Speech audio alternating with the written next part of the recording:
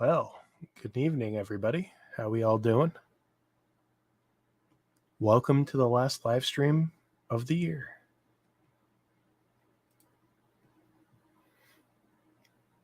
See, we got Mrs. Laser Everything in chat, and she's first this evening. Got Dale from Canada. How's it going, Dale?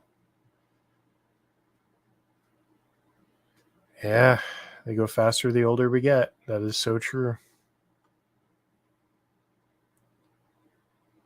So we got a little project stream going on tonight. Just a little, send off for the year. Andrew, Dana, how's it going?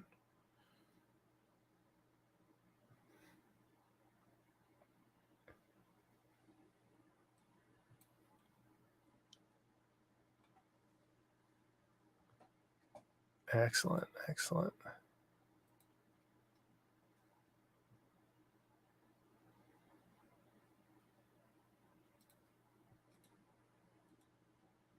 Hello, hello, hello. What's up, Will? Aaron, how's it going? Bill? Everybody's popping in. Hope you're all doing good. Peter?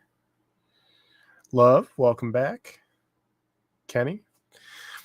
So I figured tonight we would do, a little relaxed stream. I'm thinking I'm going to do a little project. I don't think we're going to do a viewer's choice tonight just because I want to keep it in short and sweet so we can all kind of hang out with our families and enjoy the holiday, but just a little something we can all enjoy. I think we're going to do a UV project tonight, and I think I'm going to do something on a cutting board. So if y'all are down for that, give me a little thumbs up in chat and on the video if you want.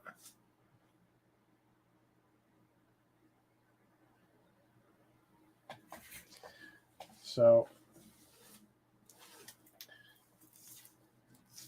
I've been using them as a go-to for a little while now, but I have two cutting boards. Nothing fancy, but they're from IKEA because they're easy to get, right? So I have to decide if we want to go big or small. Hey, Mike, Happy New Year. Thank you, man.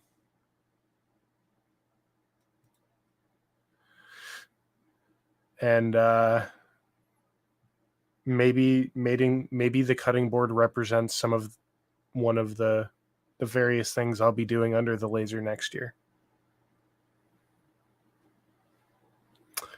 Laser Everything, the voice behind Laser Everything says big and deep. Well, I guess we can go thick or we can go big. So leave it in the chat if you want me to go thick or big. Those are the choices. The price point, I'll look it up real quick. They weren't too bad. I mean, they're not wholesale prices because I just bought them from a store, but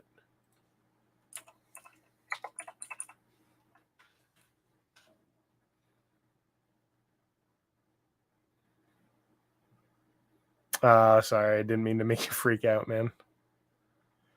I believe that doesn't seem right. Well, maybe it is. The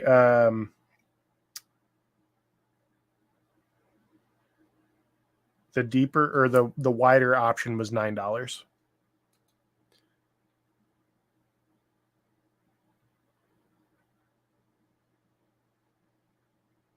And the other one I don't even see. They might not sell it anymore.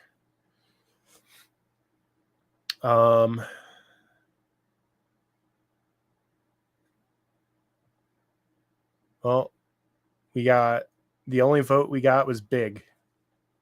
So I guess I'm going to go big instead of thick.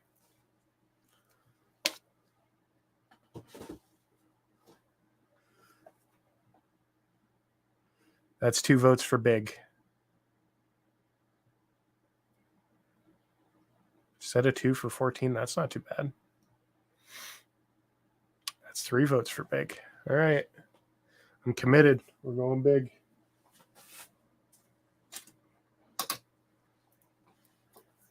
Dealer's choice.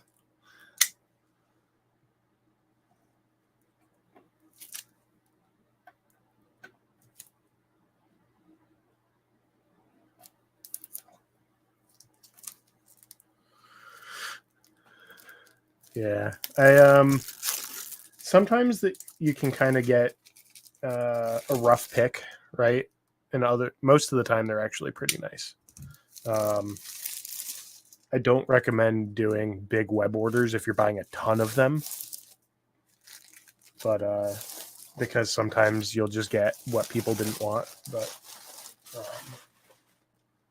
I mean, it's not bad. Pretty nice deal. Yeah.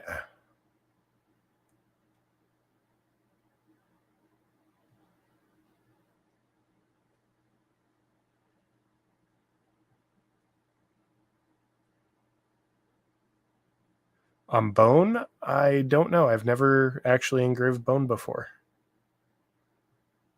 On any of my machines, I've never done bone. I may have to give that a try. I do actually have I have a hand-built blade. I'll send it over. Well, thanks. It smells like death. I do actually have I'm gonna eventually have to build a knife handle for I have like a custom hunting blade that my uncle got me when I was like 12. I'm gonna have to find a handle to do for that. Yeah. Well, sometimes beauty stinks. I'm not sure. I'll have to. I have it in storage right now because I didn't want to lose it, so I will have to go grab that at some point. But we'll chat. We'll chat. All right. So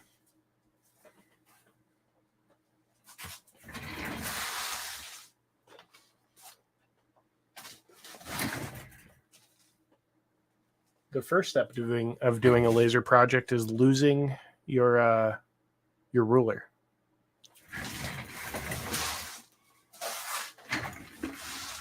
Aha.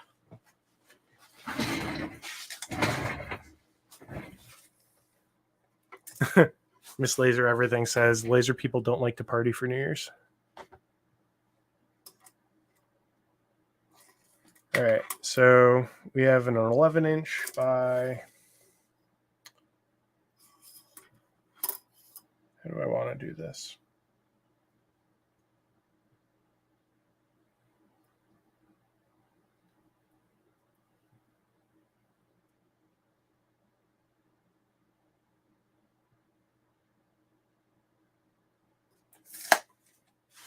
All right, I know what I want to do. So I have my 150 millimeter lens on the UV right now. So what I'm going to do, I'm going to break this up into multiple engraves. Here's what you guys can help me choose on, right? So I'm a little undetermined as to what I want to do. Let me throw this up on screen for you.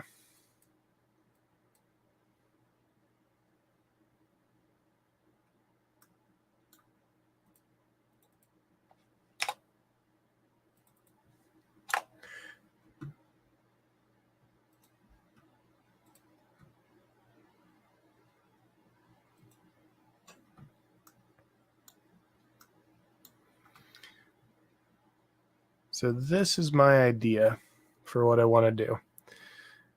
So we're going to do a live, laugh laser cutting board because, you know, we're dorky laser people.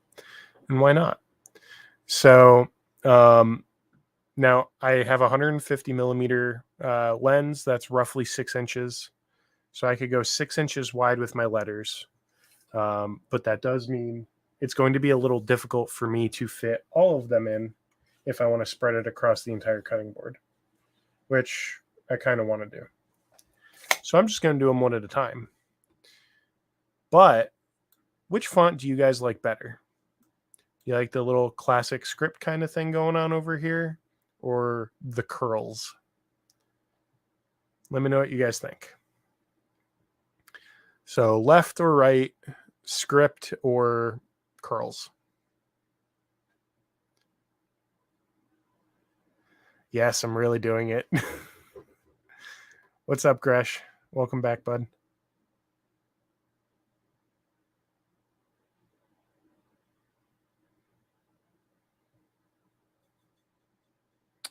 All right, we got 1 vote for script. 2 votes. Willie seconds it. Bill, script. All right, so if we get 1 more, I'm just going with script.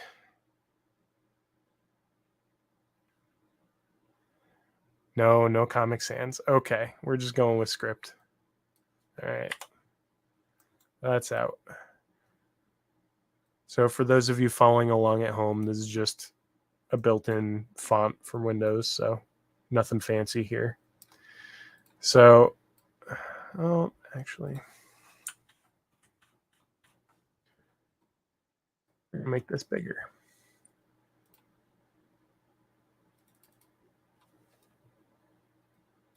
Yeah.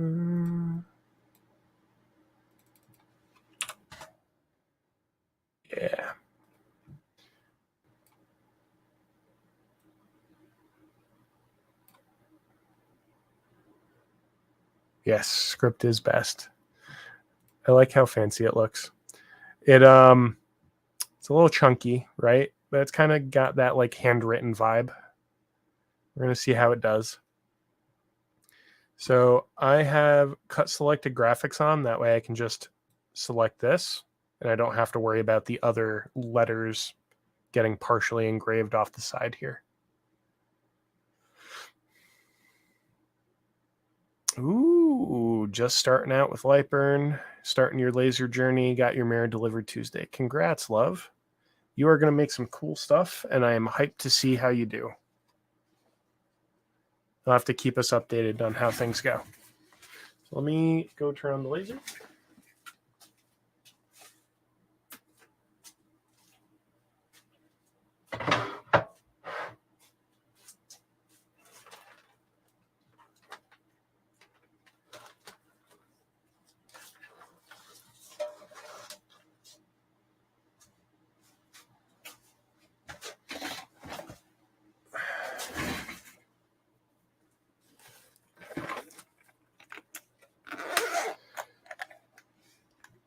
Maybe next time I'll do artwork on my tablet and I can do some actual handwritten font stuff. We'll see.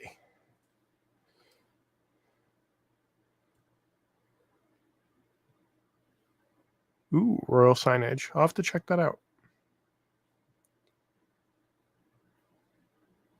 Yeah, it's going to be different than the Glowforge, but you are going to love the added capabilities you're going to get with Lightburn in a full-size laser.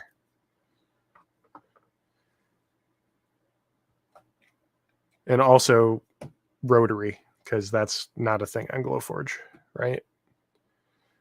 All right, so we got connection to our laser. And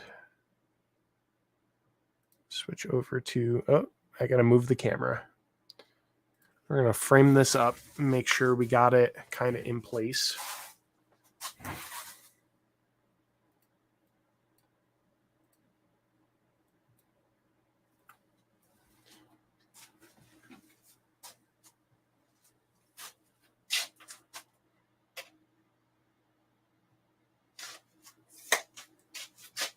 Another thing I'm going to do is switch you guys over to my headset so that we can keep talking while I'm walking back and forth. Test, test. Should be able to hear me.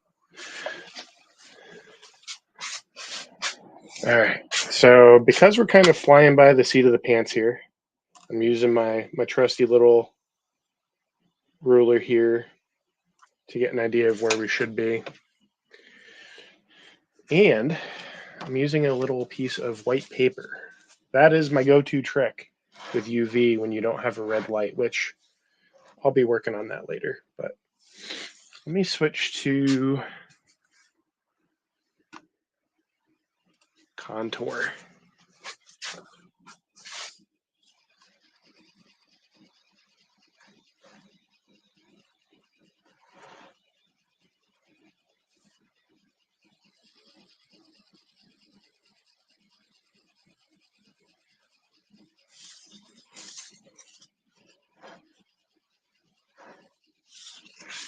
Okay.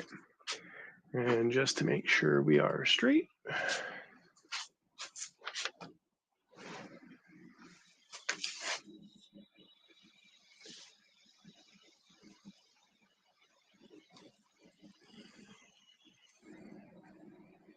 Okay. I think that looks acceptable to me. Let's see, what did I miss?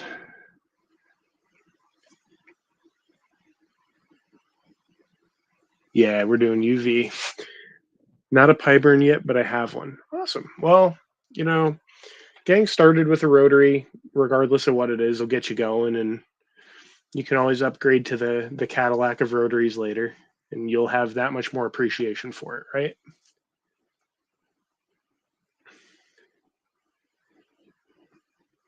This cutting board, let me see.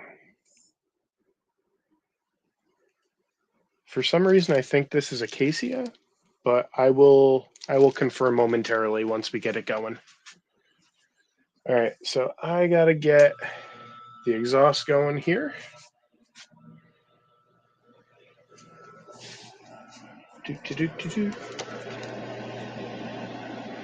Maybe what I'll do.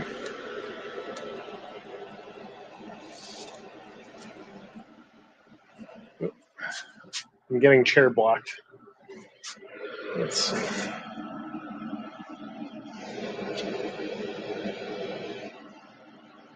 Get you guys a good first person view here.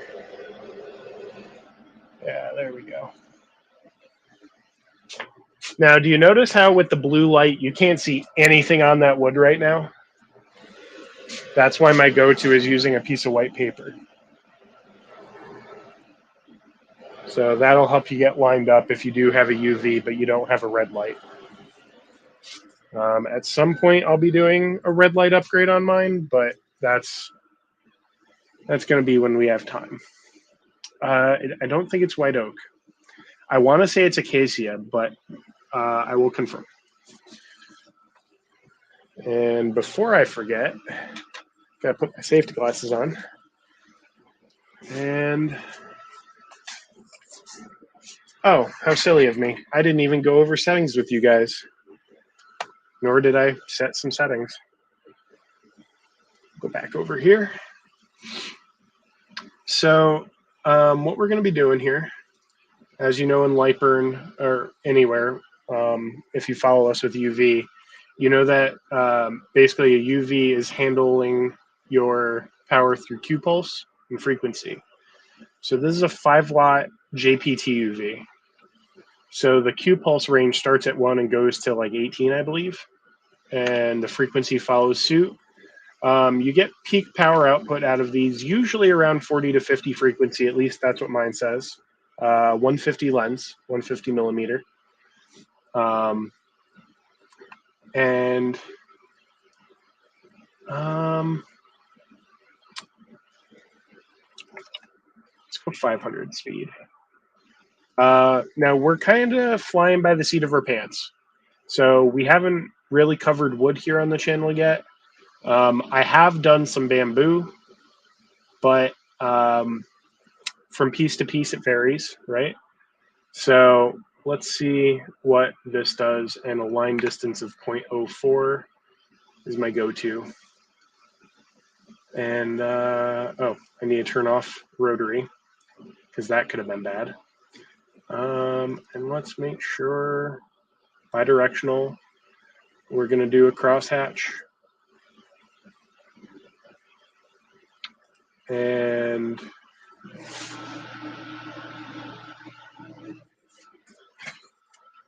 we're going to do a 45-degree angle because I don't want the engraved line to follow the wood grain. So that way we can hopefully avoid digging out too much area in between each of the wood grains. All right, so let's see how that does.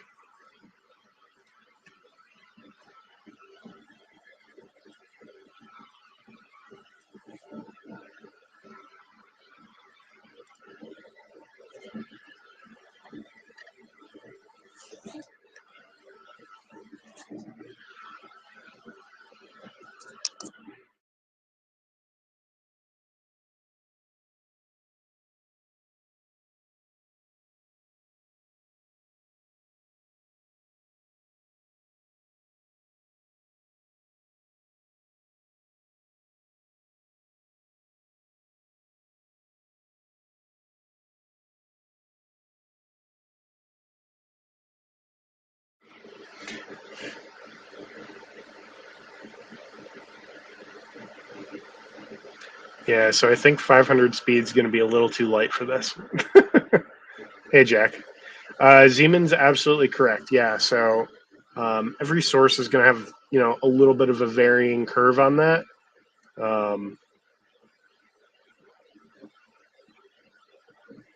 Interesting. Yours is pretty different than mine. Do you have a 5-watt JPT UV as well?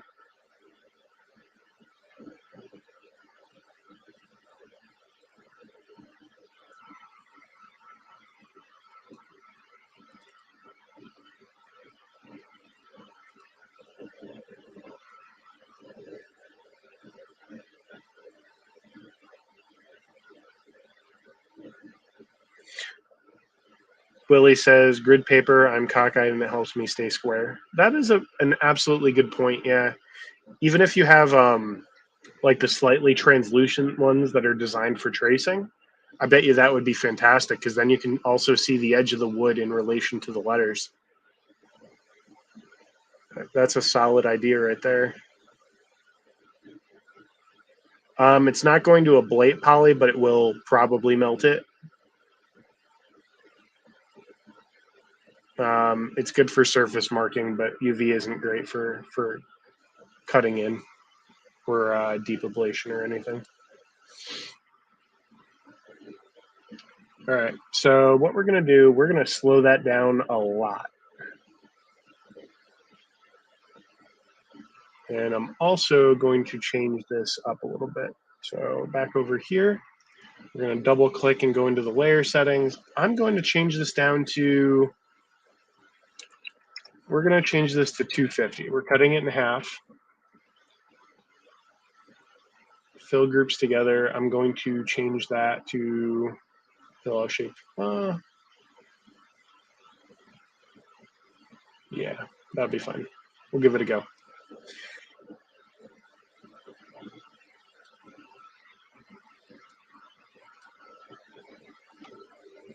Ooh, okay.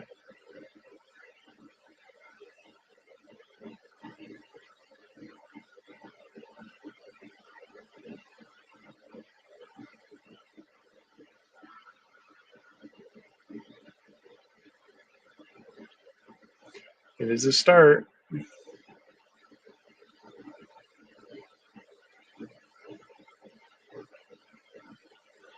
Ooh, fancy Jack. You got that 100-watt coming. Did you make sure that you're covered on the power supply as well?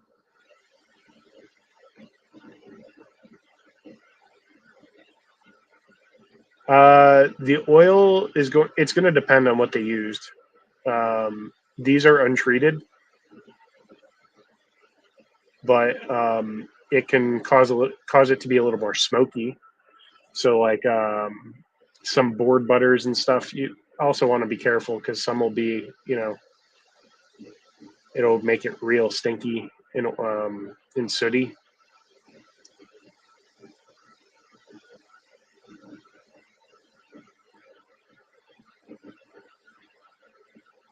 Excellent, Jack. So you're covered then. Good stuff. Can't wait to see what you do with that, man.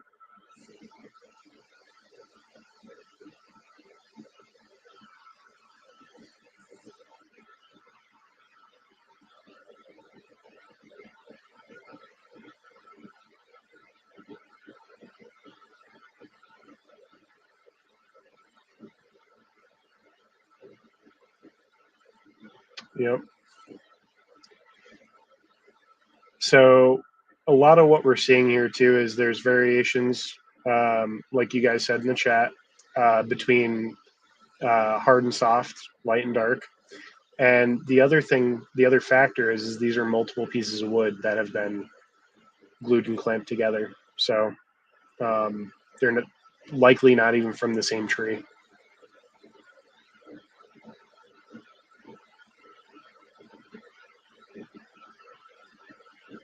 Yeah, we're going to have to tighten it up just a little bit more.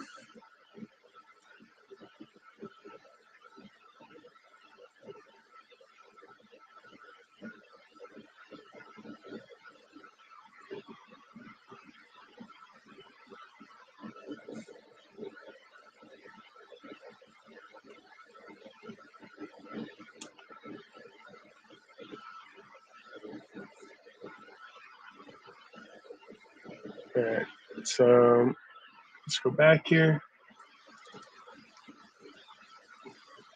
There we go. Yeah, 0.25, 0.025, I should say. So let's see how that does.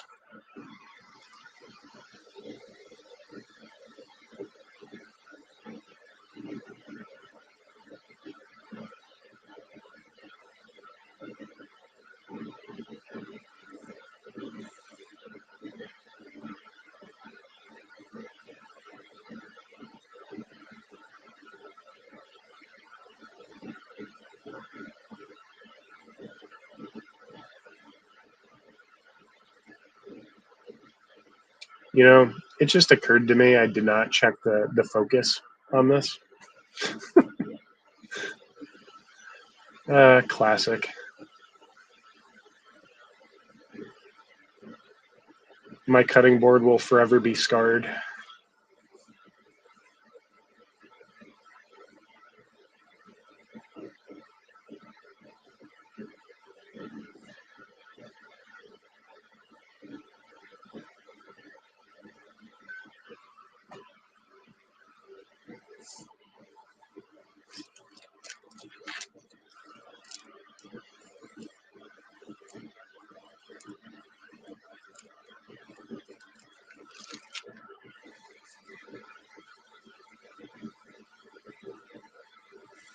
No, you're not the only one, Jack. I forget to. Sometimes we just get excited and we want to dive right in, right? That's how it goes sometimes. I'm going to refocus and see what it looks like. It should be much, much finer of a line on the edges. So that's what kind of tipped me off on that.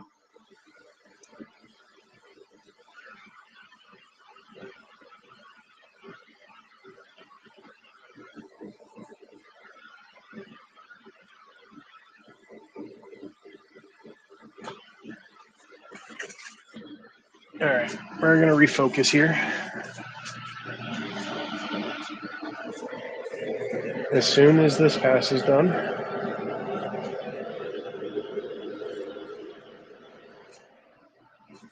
oh, I said I would confirm what the material was on this. Let me double check that for you.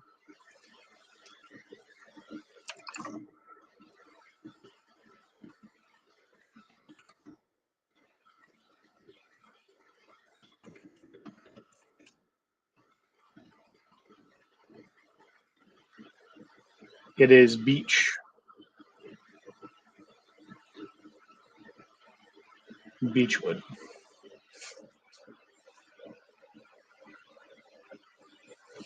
Yep, I know. I'm not looking for perfect in this case. We're all about learning here, so it's all good.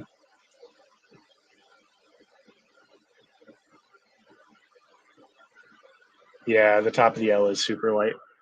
It's because it's passing through there so quickly. It's a very fine line.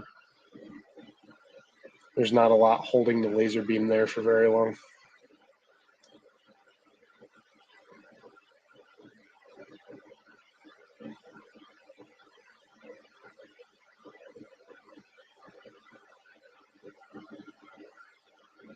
when I focus it up, it's gonna probably change the alignment of it, in which case I'm probably just gonna leave it as it is and move on to the next word.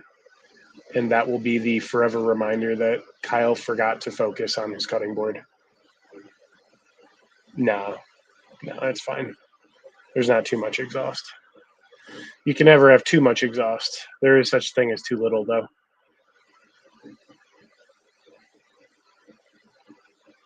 Oh, it does do some awesome pictures. We'll touch on that at some point.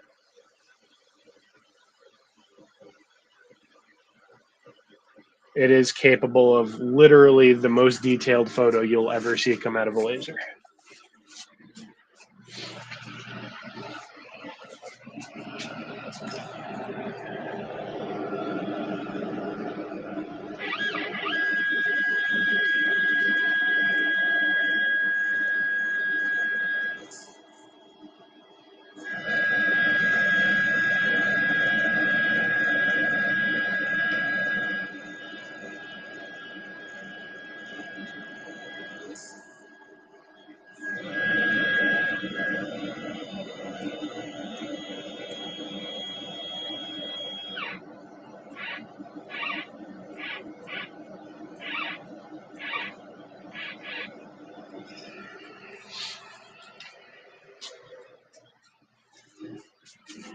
I was very, very, very out of focus.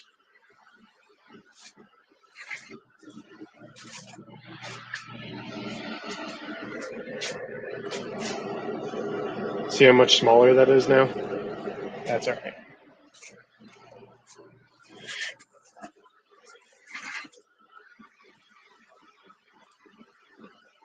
So what we're going to do, let's move on to the next one, because we're not going to get that lined up.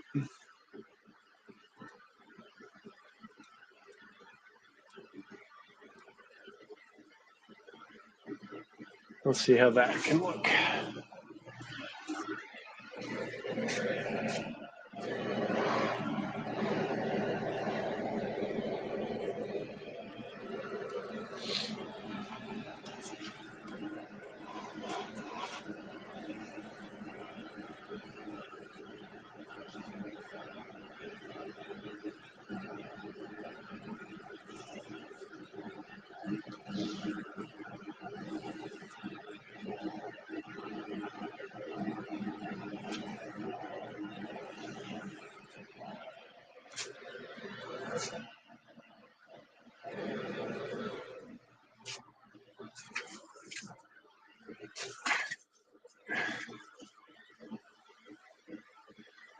Resurfacing pass? No, it'll just engrave the whole thing.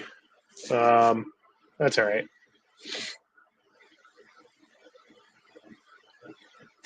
To the next word in Comic Sans. Nah.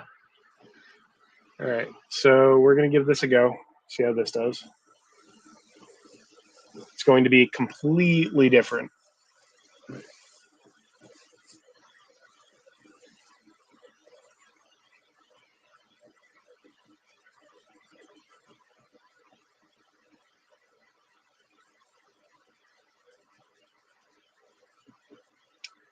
Do I have a 400 lens? No.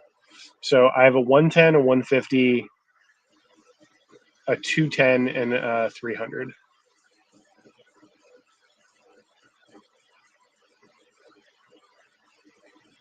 400 is massive. What are you pushing that with? Do you have a 10 watt UV?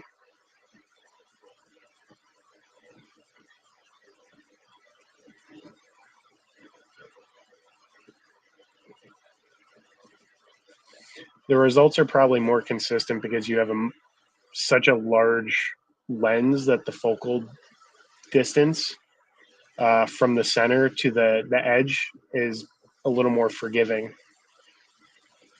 The focal range on okay, you have a 5 watt.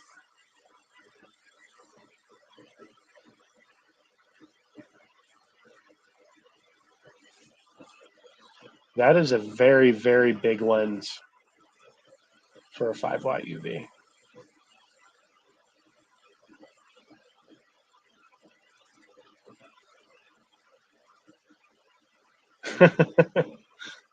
Hey man, it's a fun toy. What can I say? I mean tool. Not toy, tool.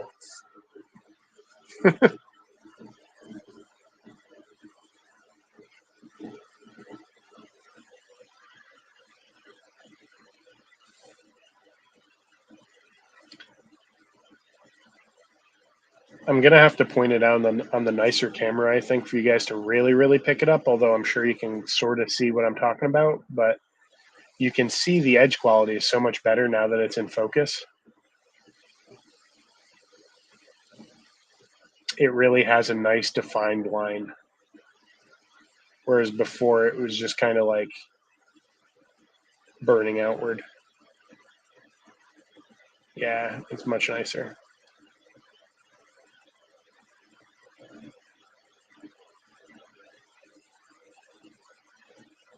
Yep, it's gonna just kind of sink in the engrave.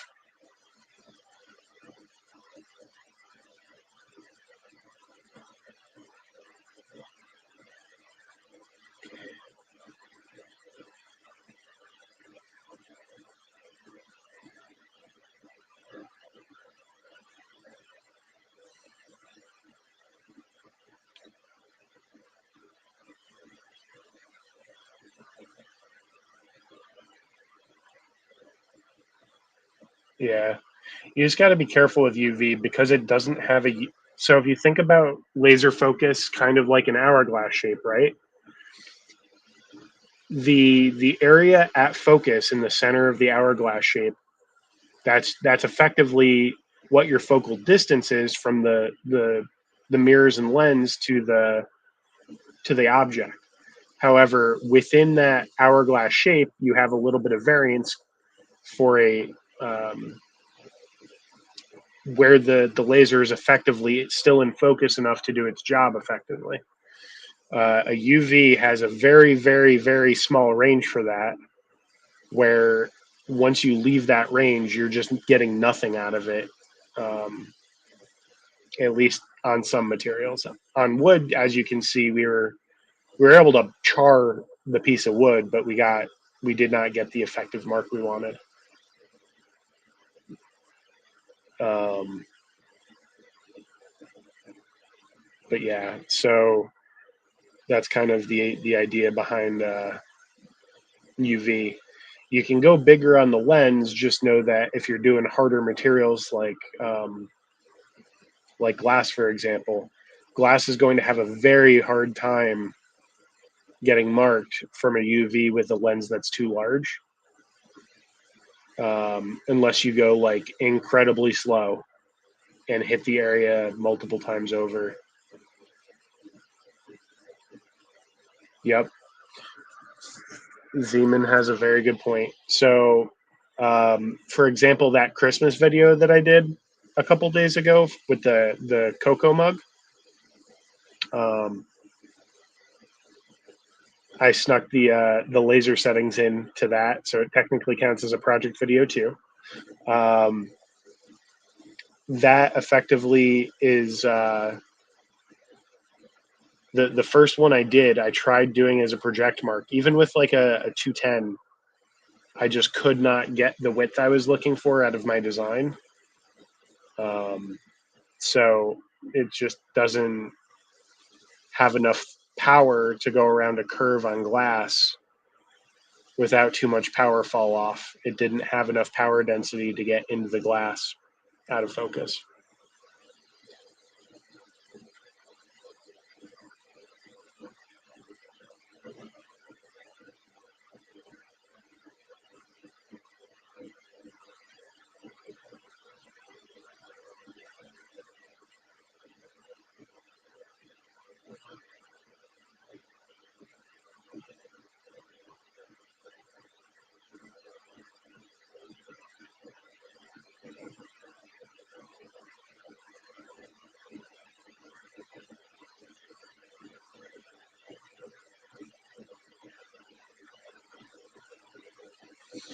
The effective area till too far out of focus. So that again, that depends on the lens and the wattage. Um, On a 150 lens, your area of in focus, I think, is somewhere in like the 2mm range. It's not a lot.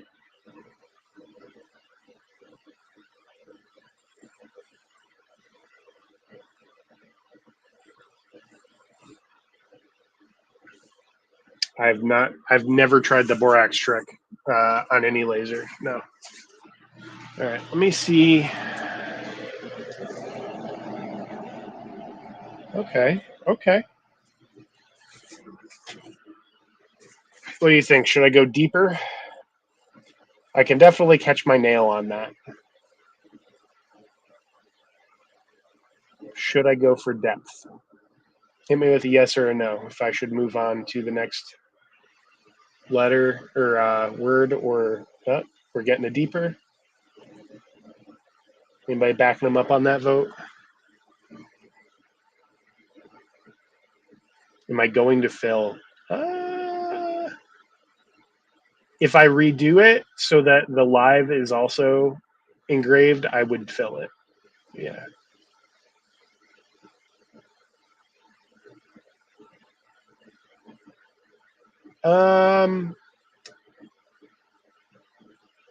It may or may not be a food product, even though it is a cutting board.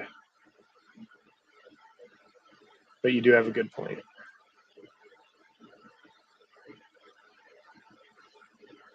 All right. We're going to run it again for the giggles.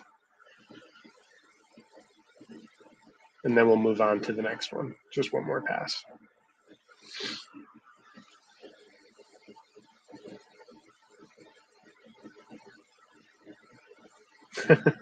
Cheese dust. No. I'm not too worried about food safety with this one. I won't be. Well, I'm just not worried about it on this one. If I was gifting this to somebody or doing it as a customer project or something like that, then yeah, you'd want to not go terribly deep just for the sake of making sure it's able to be, cleaned and kept, food safe. That is a very good point. Yes.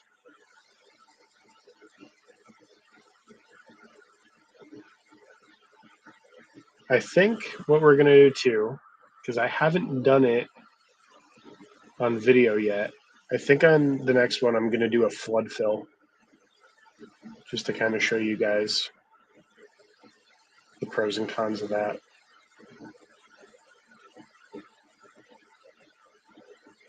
Yes, I'm running the laugh text again for the giggles.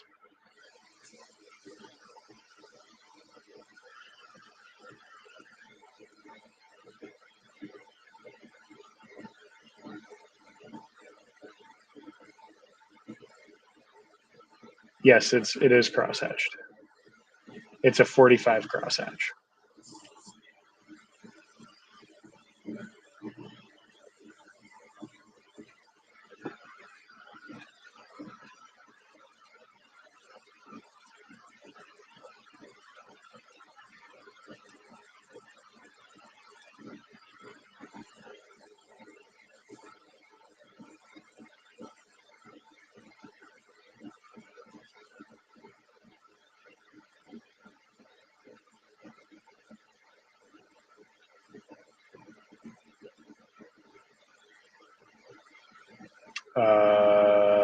I have no idea, Zeman.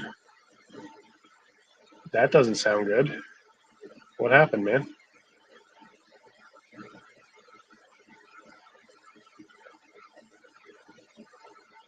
That is not something I saw. Didn't lose home, lost shop. Oof. I mean, either way, that's terrible. I wouldn't wish either upon anyone. Hopefully, they're safe. Health comes first before anything, so hopefully they're okay.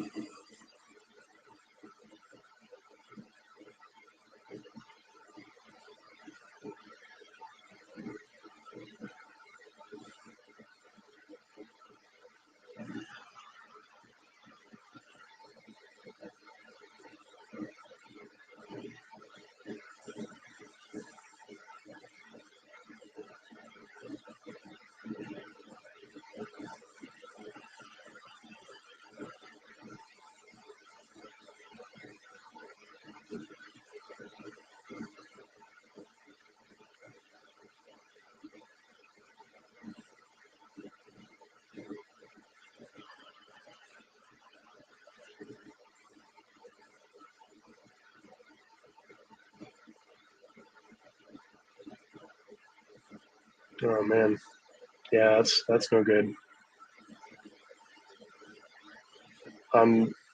I mean, in terms of how that's explained, it sounds like they weren't there. So I hope that means nobody was hurt.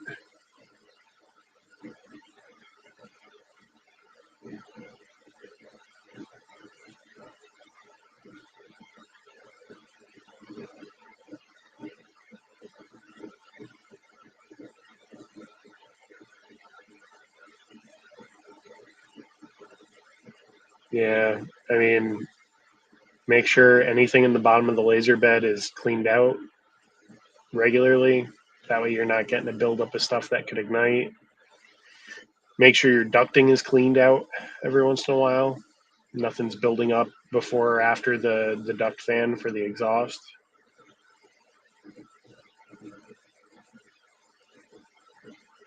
Yeah,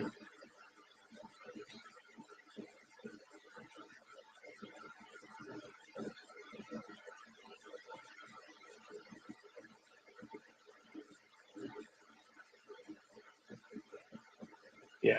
I'm glad nobody was hurt. So, like I said, that's my number one concern.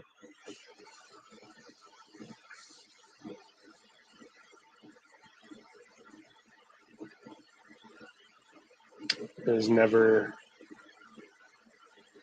good news to hear something like that happen. So,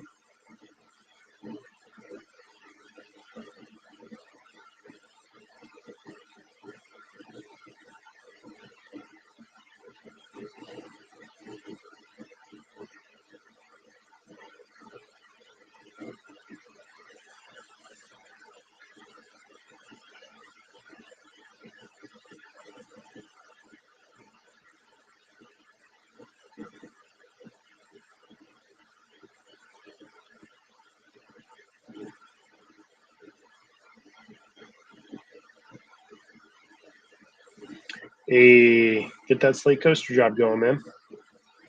Slate is like easily one of my more favorite um, materials to work with. It's so fun and it's forgiving and it's fast.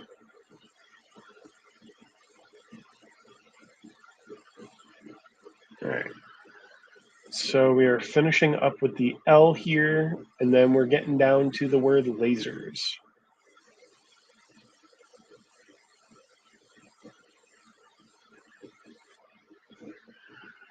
All right. So back to the screen.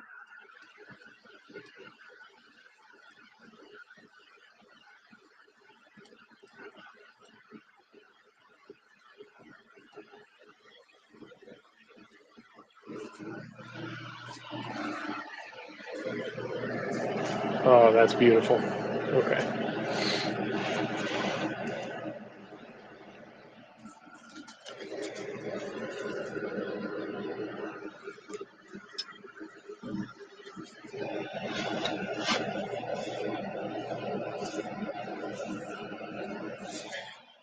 I think we got to make lasers bigger, guys.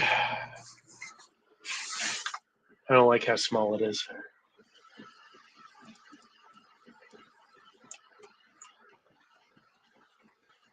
That's better.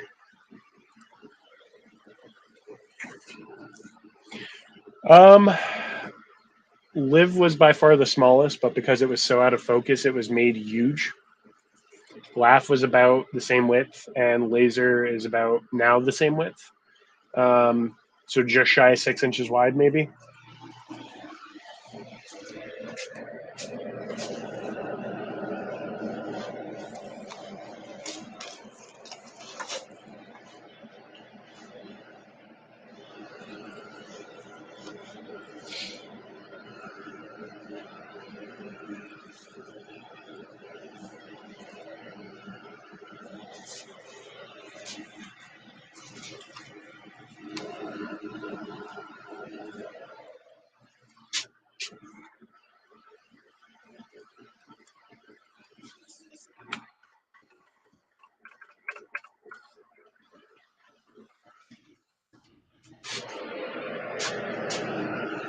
That's better.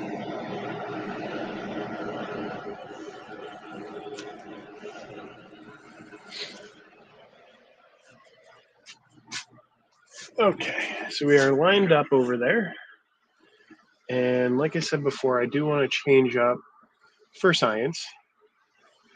Instead of doing, we're going to do bidirectional. We're going to enable flood fill. And we're going to do fill shapes individually. Because why not?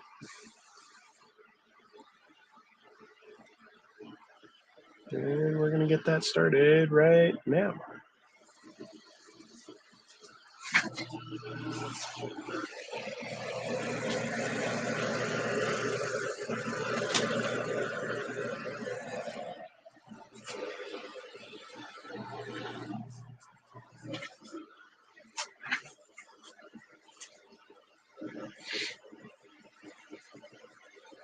No, on lighter stuff, it has a really hard, well, a lot of things, it has a really hard time. That's why I just use a piece of white paper just to make it easier to see. It is significantly harder for the camera to pick it up, but even just to the plain eye, it's very difficult. Yeah.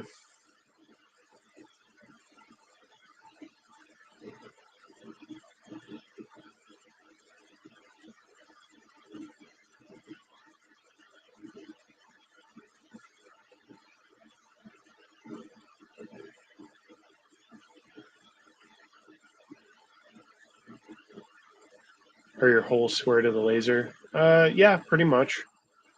Just keep in mind this is a wide angle camera, and I also have it cocked a little bit, so the camera is not square to the work and the things going on under it. So not very purely representative.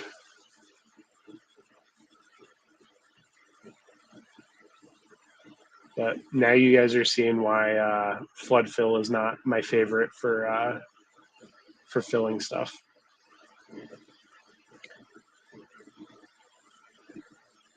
At least like this.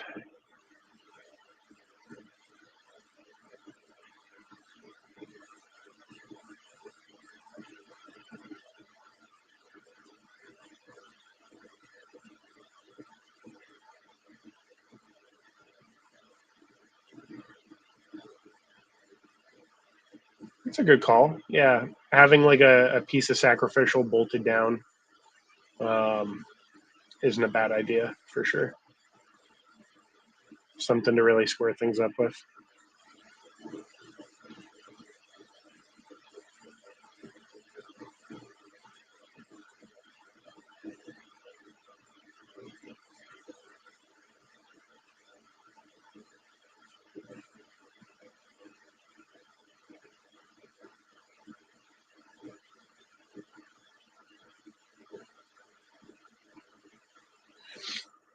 Um, it's partially perception because it's doing both hatches together on each piece, and then it's going to move on to the next letter. So, but actually, flood fill can actually save time depending on the design. It really just depends.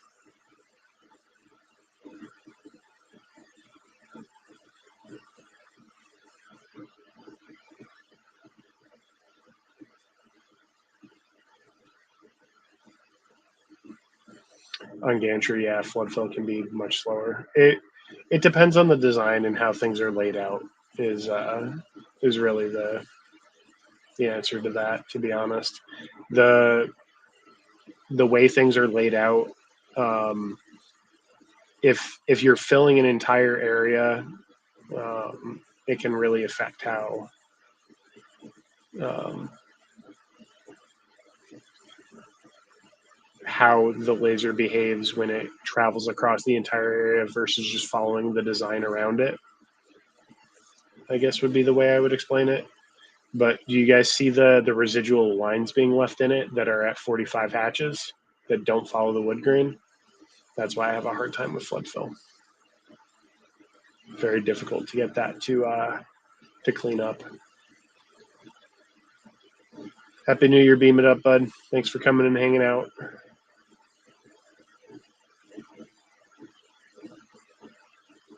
Eduardo says acrylic question mark. I don't know if that's in reference to me, but no, this is beechwood. It's a cutting board.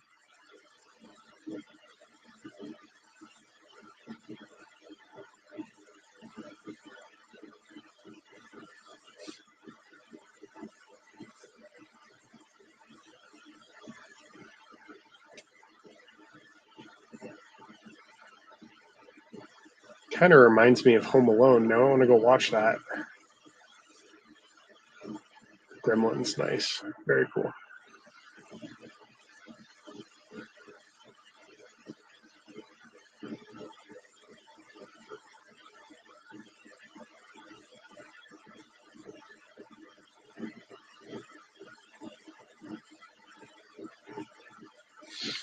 So to clean up the lines that are on there, at least hoping to be able to, I'm probably going to turn off flood fill and let it run a 45 over everything again. Or better yet, I'm going to remove the 45 completely. I may have to do like a 0 and 90.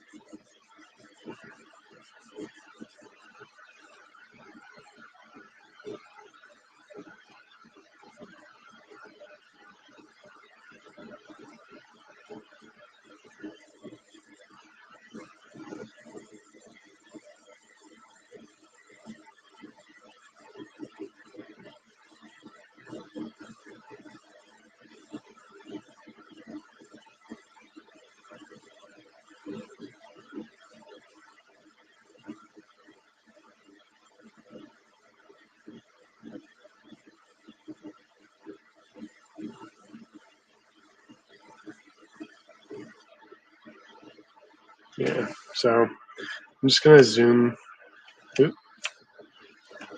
this in a little bit. So those 45s, those look a little rough. So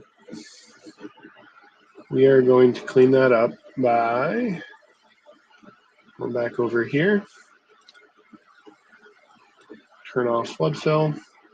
We're going to go back to fill all shapes at once because it was faster. And we are going to change the scan angle to 0 just to make it a little bit, well, not a little bit, it's perfectly offset from the 45 lines that were left behind. So hopefully we can work those out. See how that goes.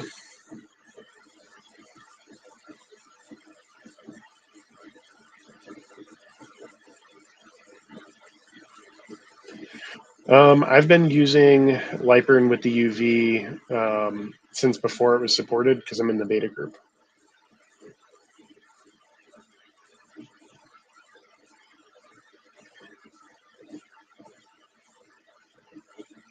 Yes, live, laugh, laser.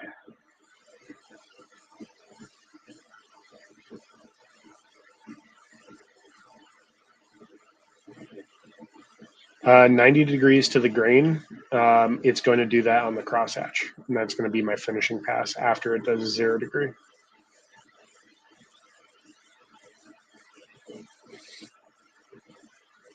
So the opposite to a 0 degree is 90.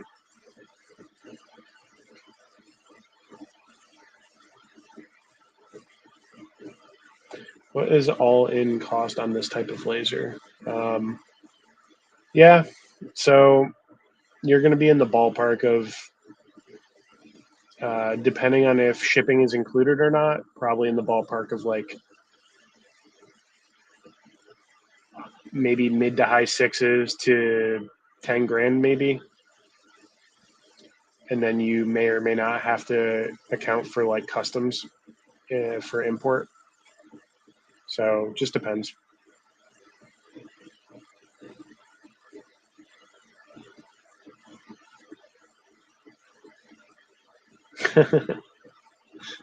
Yeah, when I thought of it, I'm like, oh, this would be perfect. We're going to do this.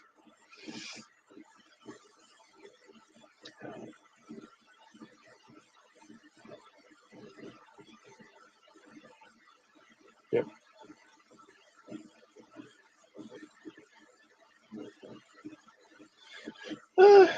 It's not any harder getting a UV here than it is getting any other laser here. If you work with a good company, they'll deal with the shipping headaches.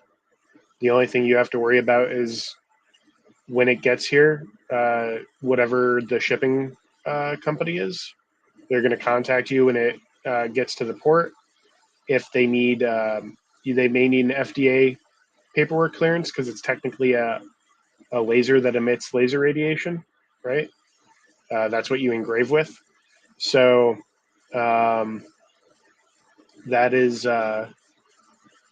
really the only thing you have to worry about other than delivery day. And then once you deal with submitting that, it gets through clearance, and then usually you'll get a bill from the courier or the shipping company. So whatever it costs to clear customs, you'll usually get an invoice for before it gets sent for final drop off. So pretty standard. There are other companies that ship here from the U.S., so you don't have to worry about dealing with customs. If you're here in the U.S., but it's really not all that bad as long as you get a reputable company to kind of take care of it, make sure you get a good shipping setup and back you if there are any headaches involved with that. So.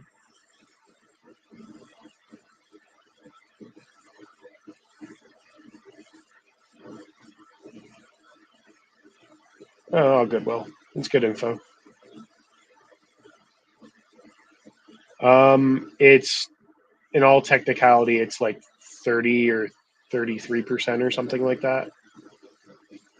And I think it's a partial sliding scale or something, depending on the actual total value. I don't really know, but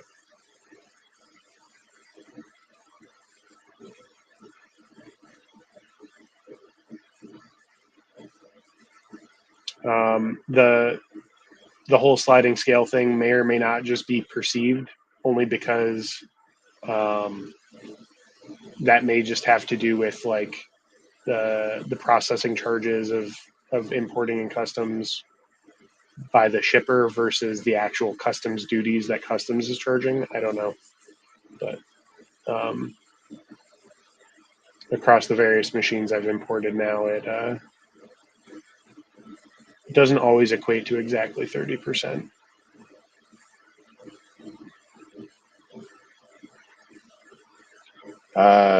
True, but it's almost always coming from China since like 95% of the lasers in the world are made there or the parts come from there. So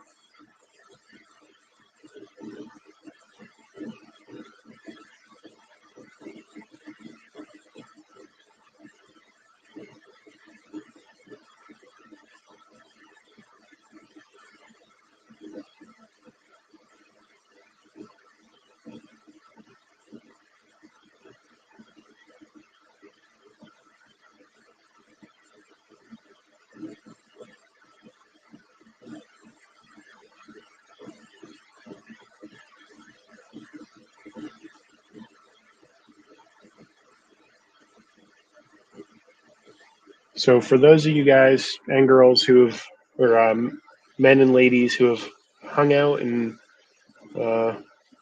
joined me for this project, this may or may not be a sneak preview as to what could be happening under the laser in the future.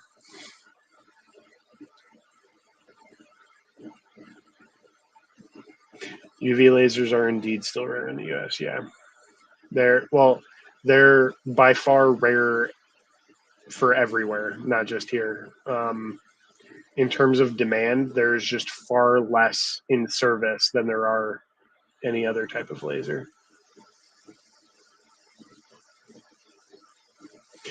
It's funny you mentioned that, Will. Alex is going to be doing a Galvo build coming up here at some point.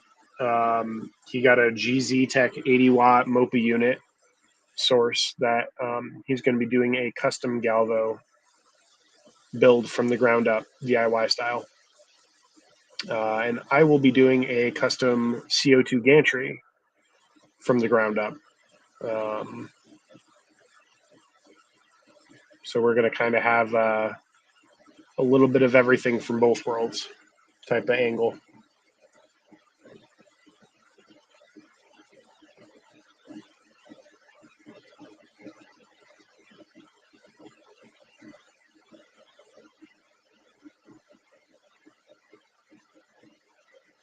No, they're not the same. The mirrors and such will all be different and rated for the wavelength that they're designed to reflect. So UV needs a 355 nanometer rated wavelength head. Fiber laser needs a 1064 wavelength rated head, and so on.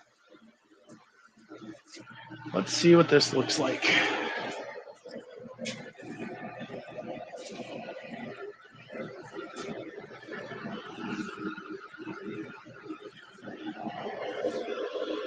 Oh yeah, that's pretty.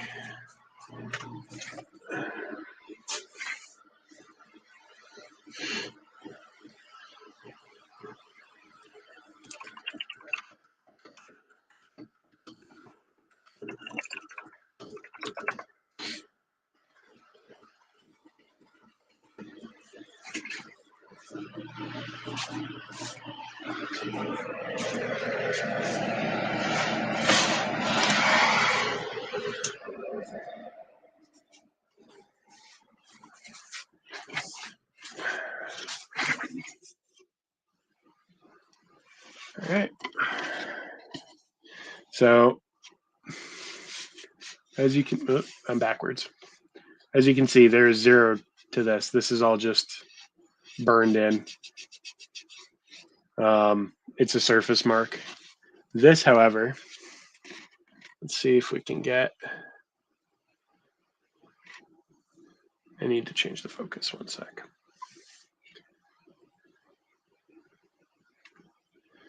You can see some good depth there, and the grain looks really nice in that groove.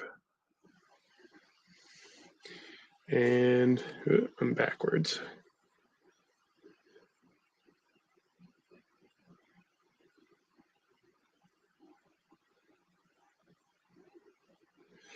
So there's actually I can measure it.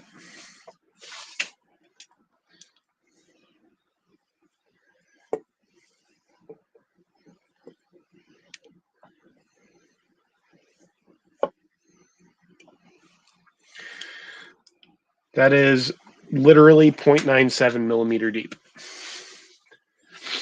So pretty much a full millimeter of depth on the last two there. This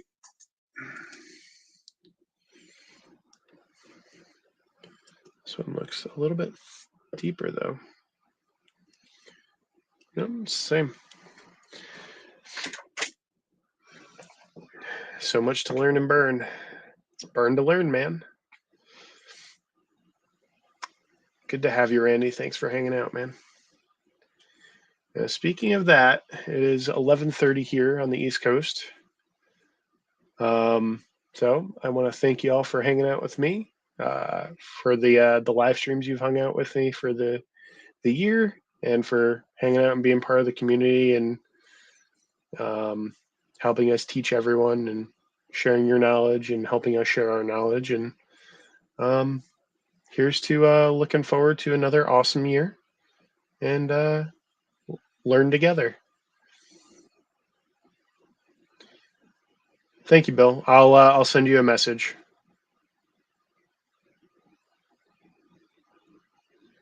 Kyle, are you going steppers or servos? For the CO2 build, I'm not sure. We will get into that at some point. The game plan is not fully set in stone. Yeah, smash that like button if you guys enjoyed hanging out, if you had a good year, or if you learned something. And if you want to support the community, support what we do, and keep us here so we can stay focused and committed to doing this as much as we can full time. Check out the LMA down below. There will be a link. And Miranda just woke Alex up. If you guys have any questions in the meantime, drop them in chat. I'll be here for another minute or two. And yeah.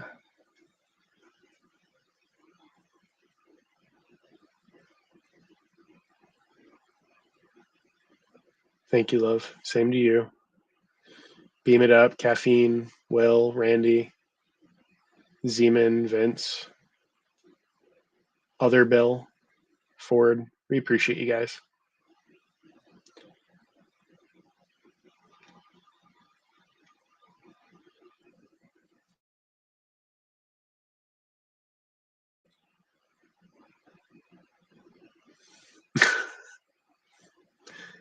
That would be brutal.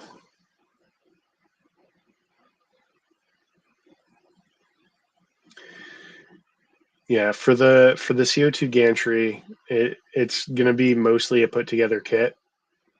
My goal with it is to basically make it as off the shelf and user friendly as possible. So if somebody wanted to follow along, it would be as easy as possible too.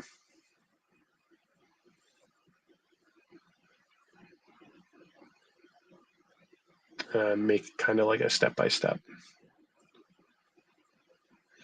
For deep aluminum engraving, it depends on your lens. But realistically, you're probably looking at like a 0.025 line distance, maybe. Power is going to be lens dependent. Frequency on 100 watt, you're probably looking at a 75 kilohertz peak power frequency. So I would start with 75 frequency and then adjust your power up till you're getting good ablation but not burning and leaving slag everywhere. On 100 watt, it's not going to take much on a 150 lens. I have a 5 watt JPT UV with currently is a 150 lens on it. I also have a 110, a 210, and a 300 lens that I'll be doing some testing with to see where the limits are, right? So we'll get into that in the new year as well.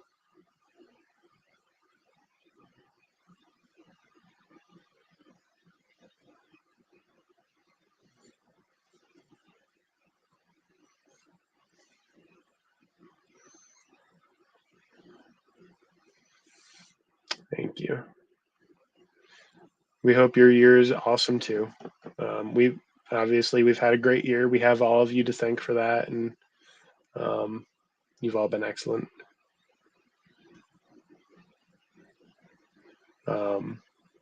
So it's all about the community here. So.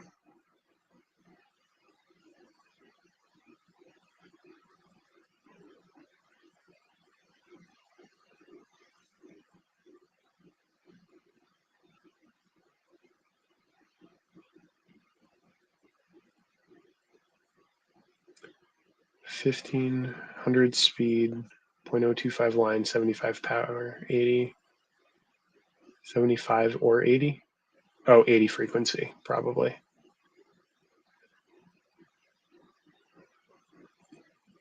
Um, 25 frequency. Bump your frequency up on that 100 watt. Your peak power is going to be higher up in the frequency range on the 100 watt. It's a little different than running a lower wattage machine. So at least for me, when I was, like, for example, if you go back to the live stream where I did the deep engraving on the knife, the most recent one, not 2 ago, but the most recent knife I did, the hunting knife, the fixed blade, you get peak power frequency at like 75 frequency. So if you do that 1500 speed 0.025 line, you'll be digging in real nice. You might even want to lower the power. You might be just melting and throwing slag everywhere and burning it up. Lowering the power and increasing the frequency, you'll do on that laser at 75 frequency, you'll probably do more work and introduce less heat to it. It won't get as heat soaked. Yep.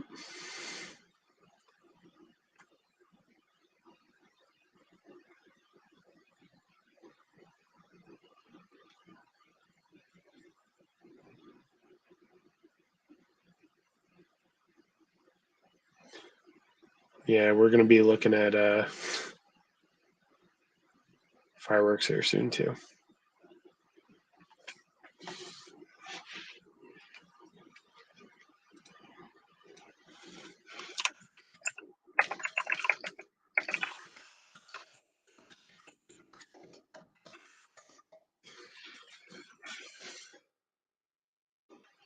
Absolutely, Randy, no problem. Always happy to help.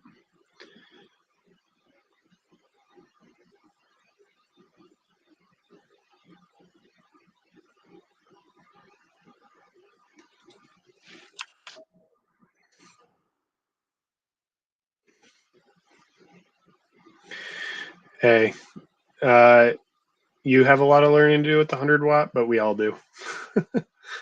I still have a lot of projects I want to tackle with that and a lot more testing I want to do. Most of what I've done is like deep engraving on steel, and mostly steel work actually. Some aluminum. We're going to be tackling that a little bit more as we go. But we all got a lot to learn everywhere. That's part of the joy of this. We get to share our experience and help each other grow. So something else we get to look forward to in the new year, right?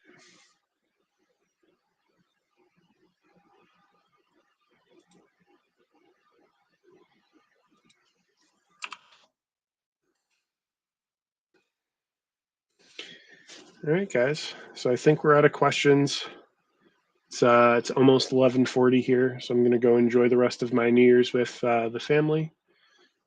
Randy, Q-Pulse, probably just leave it at 200. You can tune it in if you want to later, but that's going to be the easiest way to make sure that your peak power, frequency, and all that are all remaining the same. So on that note, I will close it out for the night. We appreciate you all for helping make this year so awesome for everyone. Helping out the community, growing, sharing, helping everybody out. And we will see you all in the next year. Good night, everybody. We'll see you later. Take care.